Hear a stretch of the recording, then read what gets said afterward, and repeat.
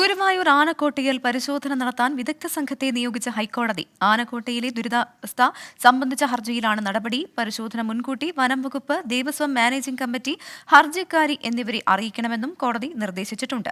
ഹർജി 4 ആഴ്ച കഴിഞ്ഞ് പരിഗണിക്കാനായി മാറ്റി. എസ് ശ്രീകാന്ത് ചേരുന്നുണ്ട് കൊച്ചിയിൽ നിന്നും. ശ്രീകാന്ത്, ഈ പരിശോധന നടത്താൻ വിദഗ്ധ സംഘത്തെ നിയോഗിച്ചിട്ടുണ്ടല്ലോ. ഈ സംഘത്തിൽ ആരെല്ലാം ഉണ്ട്? ഇവരുടെ പരിശോധന എപ്പോൾ ആരംഭിക്കുമെന്നാണ് കരുതാനാവുക?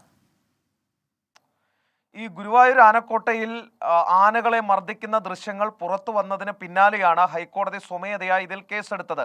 ഇതിൽ തുടർച്ചയായ വാദം കേട്ടതിനൊടുവിലാണ് ഇപ്പോൾ വിദഗ്ധ സംഘത്തെ നിയോഗിച്ചിരിക്കുന്നത്.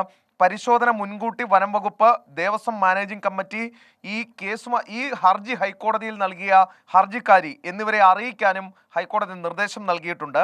ആനക്കോട്ടയിലെ ദുരിതാവസ്ഥ സംബന്ധിച്ച ഹർജിയിലാണ് കോടതി ഈ അടിയന്തര നടപടി സ്വീകരിച്ചത്. CCTV ദൃശ്യങ്ങളിൽ കാണാൻ സാധിച്ചിരുന്നു, ഈ പാപ്പാന്മാർ ഇരുമ്പ് തോട്ടികൊണ്ട് ആനകളെ മുറിവേൽപ്പിക്കുന്നതടക്കമുള്ള സംഭവങ്ങൾ ഉണ്ടായിരുന്നു. ഈ പശ്ചാത്തലത്തിലാണ് കോടതിയുടെ ഇടപെടൽ. ഹർജി 4 ആഴ്ച കഴിഞ്ഞ് പരിഗണിക്കാനായി മാറ്റി. ശരി, എസ് ശ്രീകാന്താണ് വിവരങ്ങൾ നൽകിയത്.